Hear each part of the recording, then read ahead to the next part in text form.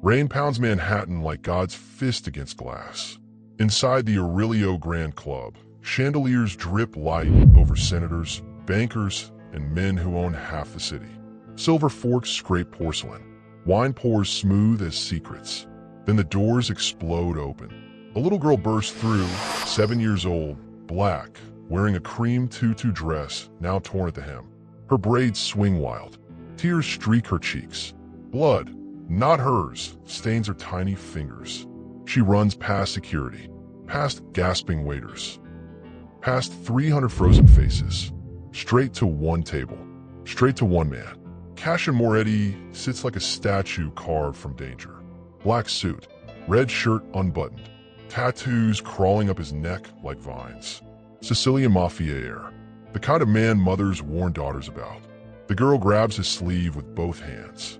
Her voice cracks the silence like a gunshot. Please, they're beating my mama. Every powerful man in that room stops breathing. Cashin's jaw tightens. His dark eyes drop to the child shaking against him. She smells like rain and fear and something burning. What's your name? His voice comes out soft. Dangerous soft. Ebony. She gulps air between sobs. Please, mister. 2 men took her. They're hurting her real bad. She told me to run. She told me to find help. Ebony's grip tightens on his jacket. Her whole body trembles like a leaf fighting a hurricane. A senator 3 tables away clears his throat. Security, remove this child. This is a private event. A Wall Street man laughs, nervously. Probably some street situation. Nothing to do with us. Another voice, dripping with expensive wine. We're here for investments, not charity cases. Ebony flinches at every word. But Cashin rises slowly. His chair scrapes marble like a blade being drawn. The room flinches. He looks at these powerful men. Men who build empires on handshakes, who decide elections over dessert, who could solve 1,000 problems with one phone call. And not one of them will help a crying child. His voice drops to a whisper that somehow fills the entire hall. A little girl runs into a room full of the most powerful men in America. And your only concern is your dinner getting cold? Silence crashes down. Cashin turns back to Ebony. Who took your mother? Where? Hi viewers, kindly tell us where you're watching from and what time it is. If this story already has your heart pounding, hit that subscribe button right now. Ebony's next words make Cashin's blood freeze. The Orland Street collectors. They said Mama owes money. They said they'd kill her if she didn't pay. Cashin knows that name. Loan sharks. The kind who break bones for breakfast. He kneels to meet Ebony's eyes. Show me where they took her. But before he can move, a hand clamps his shoulder. And the man behind him makes the worst mistake of his life. Harlan Norridge steps in front of Cashin like he owns the ground beneath him. Senator's son, trust fund smile. The kind of man who never heard the word no in his entire Silver Spoon life. You're not taking that girl anywhere, Moretti. His voice oozes confidence. The confidence of a man who's never been hit. Cashin's eyes narrow to slits. Move, or what? Harlan's smirk widens. You'll prove everyone right? That you're still just a Sicilian animal pretending to be civilized. The room holds its breath. Ebony presses closer to Cashin's leg. Her small fingers dig into his pants fabric. Harlan glances down at her with disgust. Her mother's probably some addict from uptown. These people always have sob stories. It's not our problem. Something shifts in Cashin's face. Not anger. Something colder. He leans close to Harlan's ear. So close their shoulders almost touch. His whisper carries the weight of gravestones. Say one more word about her mother, and you won't have teeth left to apologize with. Harlan's smirk dies. He steps back, fast, like he just noticed a snake at his feet. Cashin lifts Ebony into his arms. She weighs nothing, a feather made of fear and hope. Hold on to me, he tells her. She wraps her arms around his neck, buries her face in his shoulder. They walk toward the exit. Every eye follows them. The senator calls out, Moretti, this isn't your concern. Let the authorities handle it. Cashin doesn't turn around. The authorities, he says quietly, are sitting in this room doing nothing. The doors swing shut behind them. Rain and Cashin's face the moment they step outside. Cold, brutal, cleansing. Abney points east with a shaking finger. That way, past the liquor store. There's an old building. That's where they took her. Cashin moves through the storm like a shadow with purpose. Manhattan's glittering towers disappear behind them. The streets narrow. The lights dim. They enter a part of the city the rich pretend doesn't exist. East Marrow District. Cracked windows. Graffiti bleeding down brick walls. The smell of rust and cheap alcohol. How far? Cashin asks. Close. Real close. Abney's voice drops to a whisper. Mister, they saw me run away. Cashin's grip on her tightens. Then they know someone's coming. His jaw sets like iron. Good. Let them know. Abney looks up at him with eyes too old for her face. Are you scared? Cashin almost smiles. Not of them. They turn down a narrow alley. The rain turns to mist here, trapped between buildings like ghosts. Abney points to a warehouse behind a boarded-up liquor shop. No lights inside, but shadows move behind filthy windows. That's where they took Mama.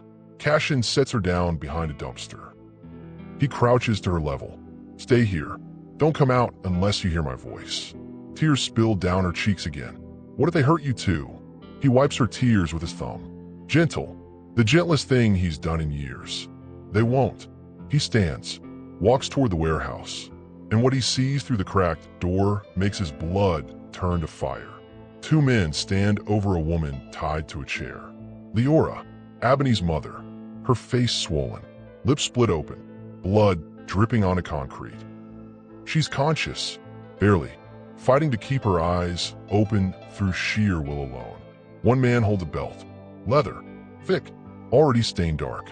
The other holds a phone, recording everything. Evidence, leverage, a warning for others who can't pay. Leora's head hangs forward. Her breathing comes in ragged gasps. But even now, even broken, she doesn't beg. The man with the belt laughs. Your daughter ran off. Think anyone's gonna help you? In this neighborhood. He raises the belt again. Maybe one more lesson will remind you what happens when you owe Norge money. Cashin steps through the doorway, silent as death itself. Put the belt down. Both men spin around. The bigger one, bald, neck like a tree trunk, squints into the shadows. Who the hell are you? Cashin walks forward. Slow, deliberate, each step echoing off the warehouse walls. The smaller one fumbles for something in his jacket. Man, you picked the wrong night to play hero. You know who we work for? Cashin doesn't answer. He keeps walking. The bald man grins, raises the belt like a weapon. All right, tough guy, your funeral. He swings. Cashin moves like water around stone. One punch, the man's jaw cracks sideways. He crumples. The smaller one pulls a knife, lunges forward. Cashin sidesteps, grabs the wrist. One elbow to the ribs, bones snap like dry wood. One knee to the arm, the knife clatters away. Both men lay on concrete, groaning, broken. Total time, 11 seconds. Cashin doesn't even breathe hard. He moves to Leora, pulls a blade from his pocket, cuts her ropes with 3 quick slashes. She slumps forward. He catches her. Your daughter's safe, he says quietly. She's outside. She came to find help. Leora's eyes flutter open. Confusion, then recognition of what he just said. Abney, her voice cracks. She's okay. She's brave. Like her mother. Footsteps outside. Small feet splashing through puddles. Mama. Abney runs through the doorway. Throws herself at her mother. They collapse together, crying, holding each other like the world might end if they let go. Cashin watches silently, hands his pockets. Something twists in his chest. Something old, buried. A memory of crying alone, of no one coming. Leora looks up at him through tears and blood. Thank you. Thank you. I don't know how to. Don't thank me yet. He turns to the man on the ground, grabs the bald one by the collar, lifts him like garbage. Who sent you? The man spits blood, laughs weakly. You think I'm scared of you? You don't know who you're messing with. Cashin squeezes his collar tighter. The man's face turns purple. I won't ask again. The man's bravado cracks. Norwich Holdings. We collect for Norwich Holdings. The senator's son runs it all. Cashin's grip freezes. Harlan Norwich. The same man who called Abney's mother a charity case. The same man who tried to stop him from leaving. He drops the collector like trash. Leora's voice trembles. They weren't working alone. They said someone powerful protects them. That's why the police never help. Abney tugs Cashin's sleeve, her eyes huge with fear. Are they going to come back for Mama? Cashin looks down at this little girl who ran through rain and terror to find help. His answer is quiet, final. No, because I'm going to end this myself. Cashin pulls out his phone. One call, 3 words. Clean this up. Within minutes, 2 black SUVs roll into the alley. Men in dark suits step out. No questions, no hesitation. They know what to do. The collectors are dragged away like garbage into the night. Cashin turns to Leora. She can barely stand. Abney supports her mother with arms too small for such weight. I have a place, Cashin says. Safe. No one will find you there tonight. Leora hesitates. Her whole life taught her not to trust powerful men. Powerful men took her husband. Powerful men stole her savings. Powerful men sent those collectors. But her daughter looks up at Cashin like he hung the moon. Mama, he saved us. Leora swallows her fear. Okay, the drive across Manhattan feels like traveling between worlds. They leave broken streets behind. Glass towers rise again. Doormen in pressed uniforms. Lobbies that smell like money. Cashin brings them to a penthouse nobody knows about. A safe house. The furniture is simple. The fridge is full. The windows overlook a city that glitters like lies. Abney bounces on the couch. First smile since this nightmare began. Leora sits heavily, exhaustion finally hitting her. Cashin kneels beside her. A doctor will come within the hour. He doesn't ask questions. What? Her voice barely works. Why are you helping us? You don't know us. Cashin is quiet for a long moment. Because a child ran into a room full of powerful men hoping someone would care. He pauses. Someone should. Leora's eyes fill with tears. Not fear tears this time. Something else. Abney appears at Cashin's side. She holds out a crumpled tissue from her pocket. For your hands. They got blood on them. Cashin looks down. The collector's blood stains his knuckles. He hadn't noticed. He takes the tissue. Thank you, Piccolina. She grins. One missing tooth. What's that mean? Piccola son meeting. Piccolina. It means little one. In Italian. I like it. She climbs onto the couch beside her mother. Within minutes, she's asleep. Head on Leora's lap. Thumb near her mouth. Finally safe. Leora strokes her daughter's braids. She shouldn't have had to be so brave. No, Cashin agrees. She shouldn't. He stands. Walks to the window. The rain has stopped. Manhattan sparkles below like nothing happened.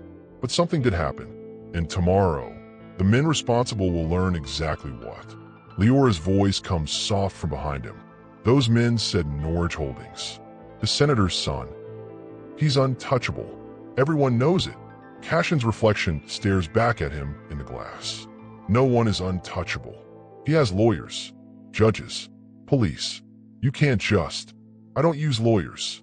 Cashin turns. His eyes hold something ancient, something built in Sicilian stone.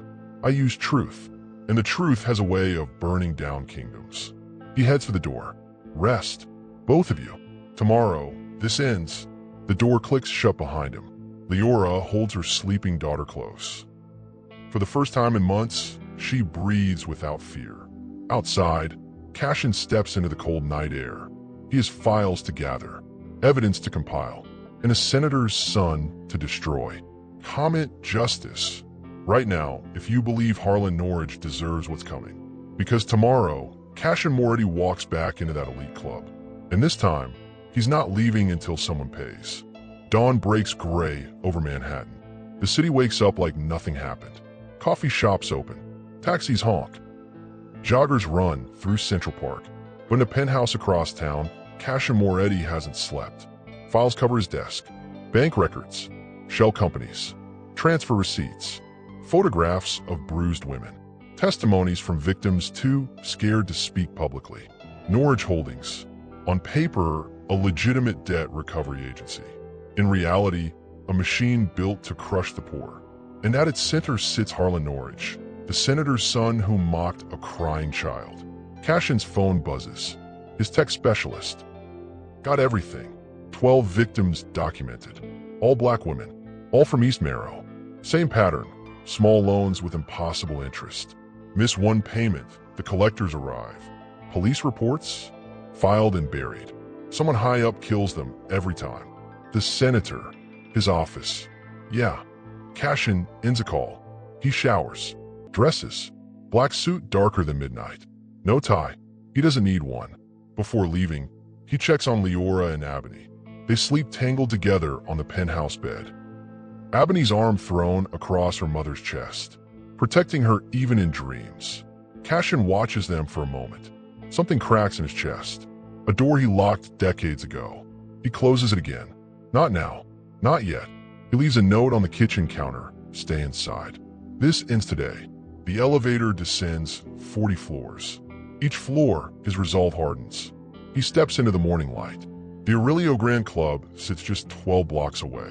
The same club that ignored Ebony's screams. The same room filled with men who could have helped but chose their soup instead. Today they'll learn what that choice cost them. Cashin walks through Manhattan's golden streets like a ghost with a mission.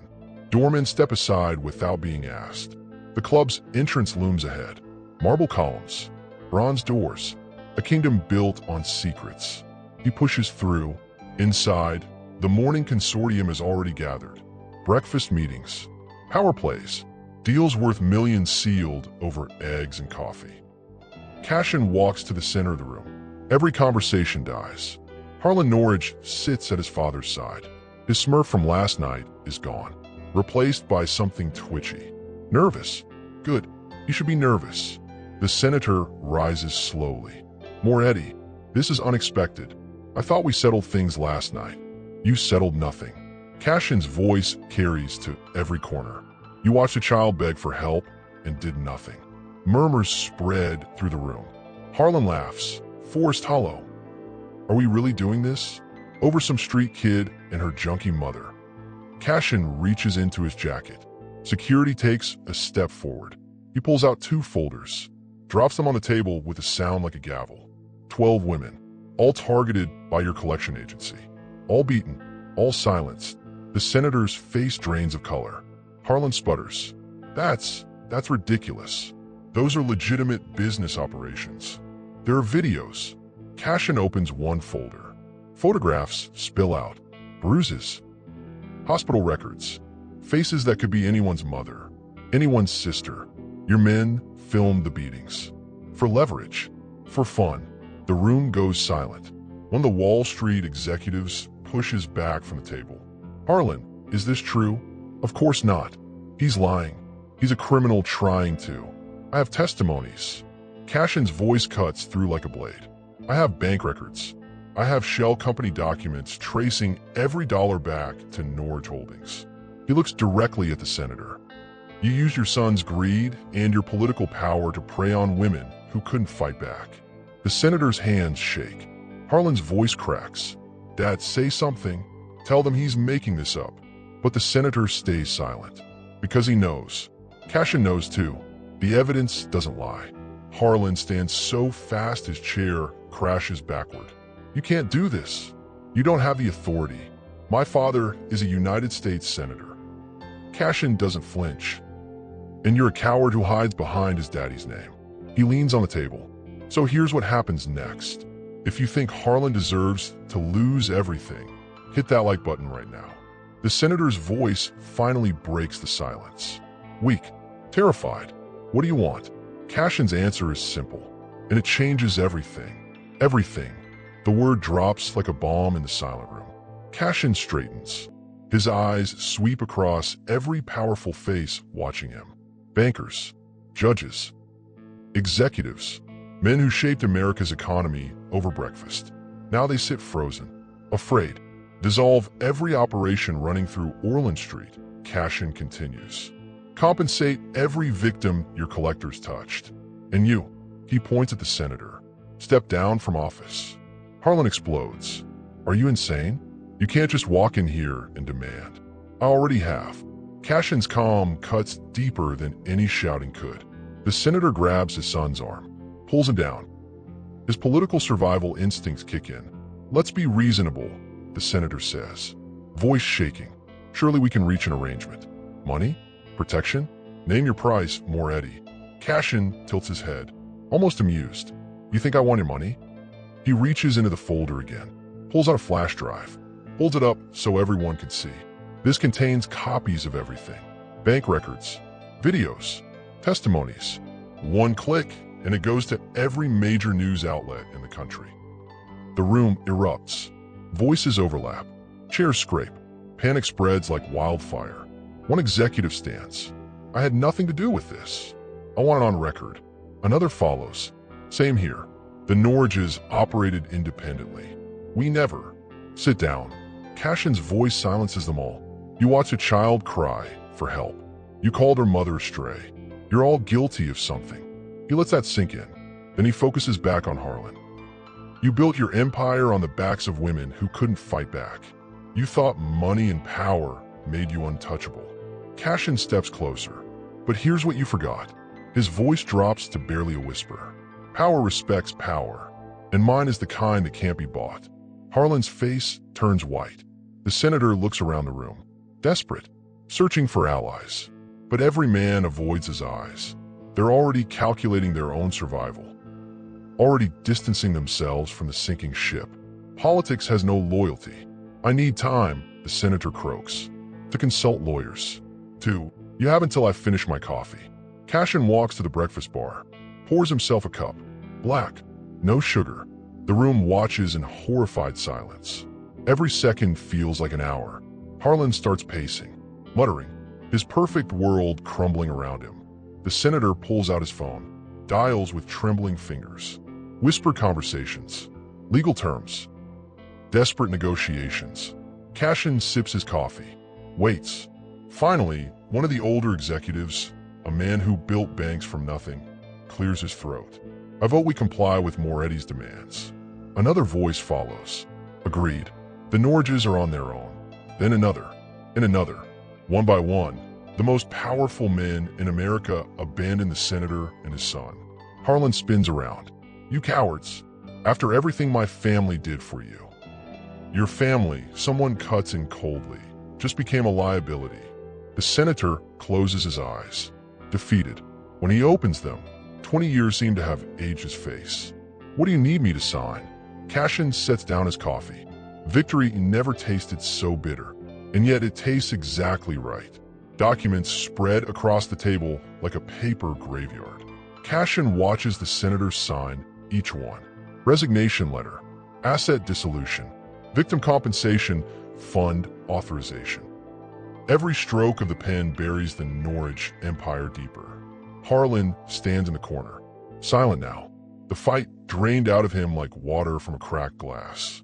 The other executives keep their distance, already rewriting history in their heads, already preparing statements about how they never really knew what Norridge Holdings did. Cowards rebuild fastest. Cashin collects the signed documents, checks each signature, each date. "The compensation payments begin within 48 hours, he says. "I'll have people watching. If one woman is missed, if $1 falls short, this flash drive finds its way to every newsroom in America." The senator nods weakly. "It will be done. And your son?" Harlan's head snaps up. Cashin meets his eyes without blinking. He faces charges: assault, extortion, organized harassment. The victims deserve their day in court. "You can't," Harlan starts. "I already have." That phrase again, final as a coffin lid.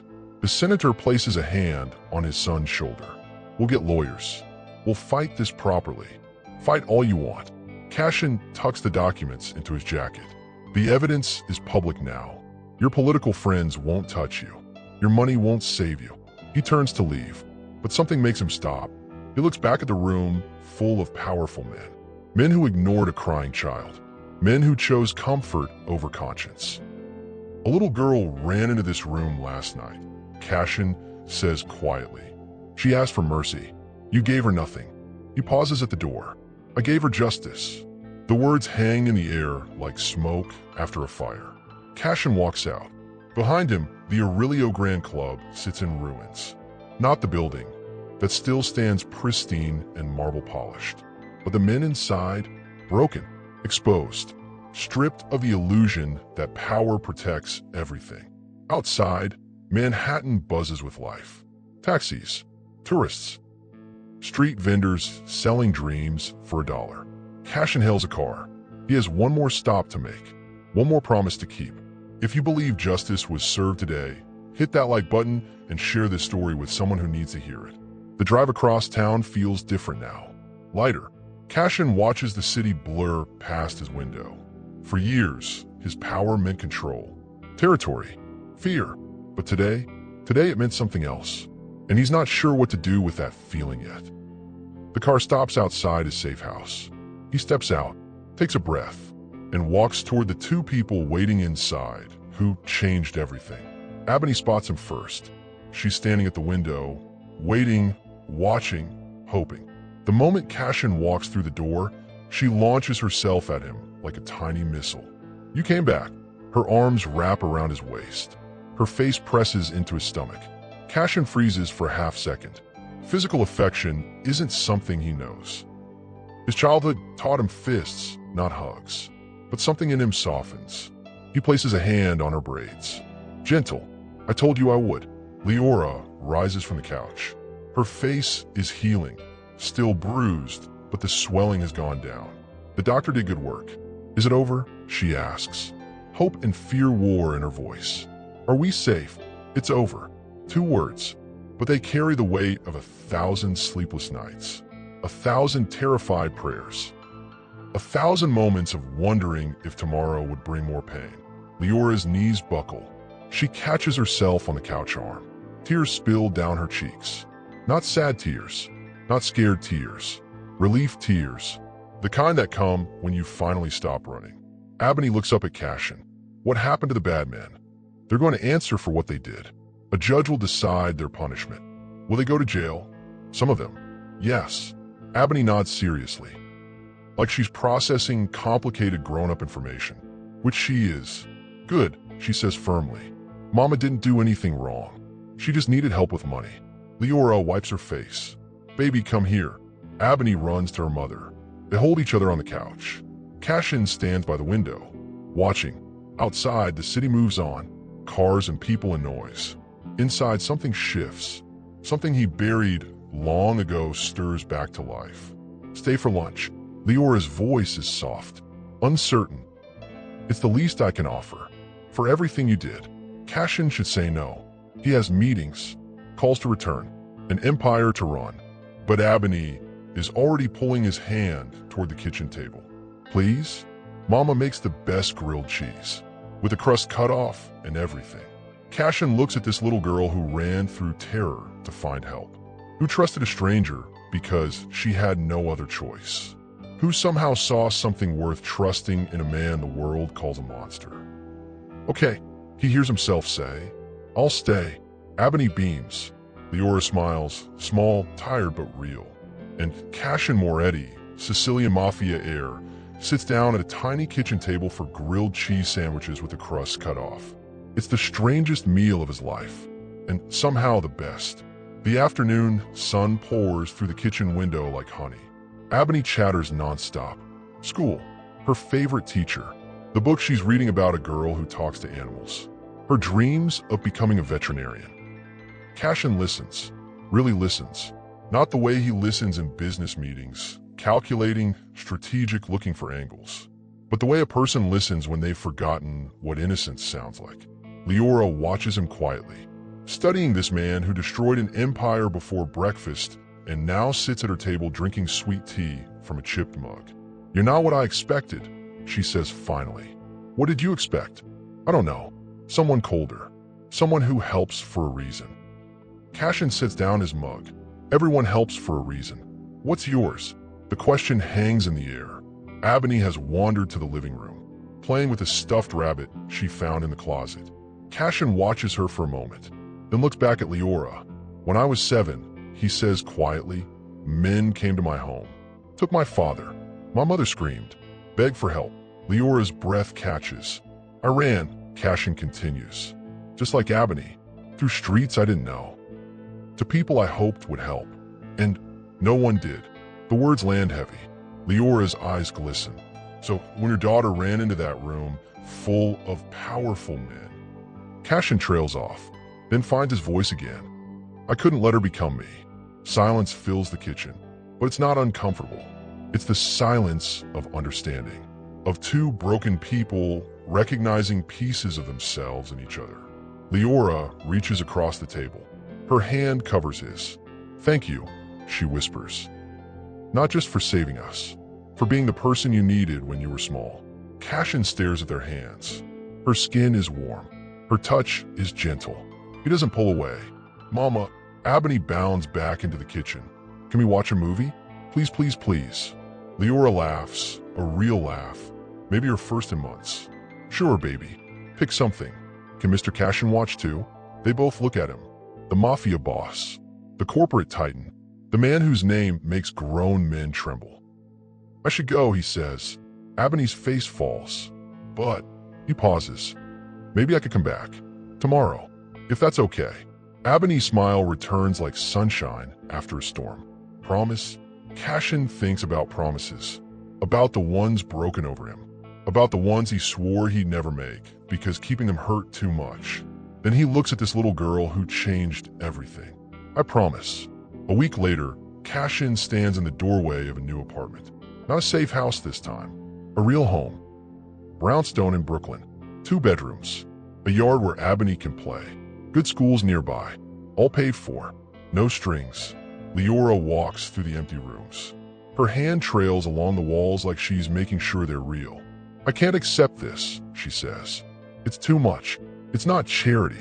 Cashin leans against the doorframe. It's restitution. The compensation fund covered this and more. Norwich money? Turn into something good. Finally, Ebony runs past them both. Races up the stairs. Her laughter echoes through empty halls. My room has a window seat. Mama, come look. Leora smiles.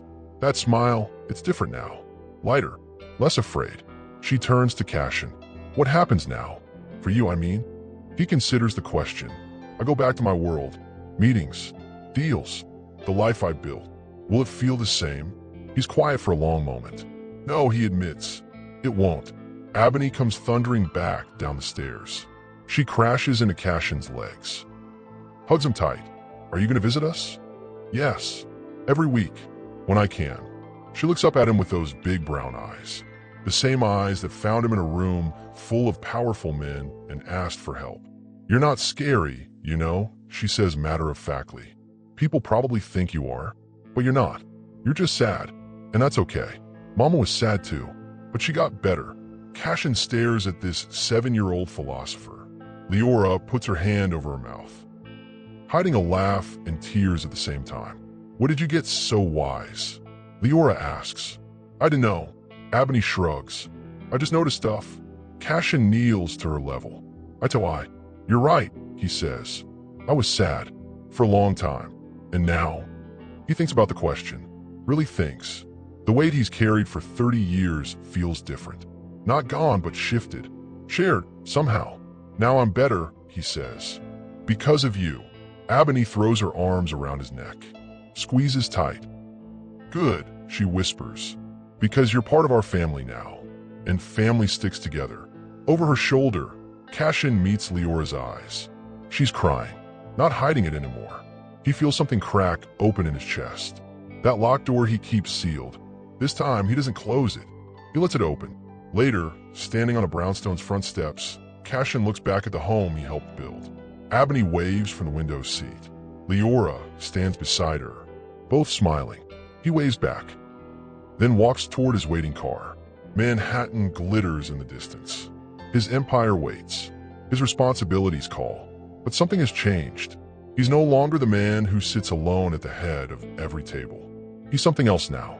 Something better. Because a little girl ran into a room full of powerful men and asked for help. And someone finally answered. If this story touched your heart, subscribe right now and turn on notifications so you never miss another powerful story like this one. We post stories that inspire, heal, and remind you that good still exists in this world. Drop a comment below telling us what this story meant to you. Your words might be exactly what someone else needs to hear today. Share this video with a friend who believes in justice, who believes in standing up for people who can't stand up for themselves. Because stories like Ebony's happen every day. And sometimes, all it takes is one person brave enough to care. Thank you for watching. Thank you for being here. Until next time, stay blessed, stay strong, and never stop believing that your kindness can change someone's life.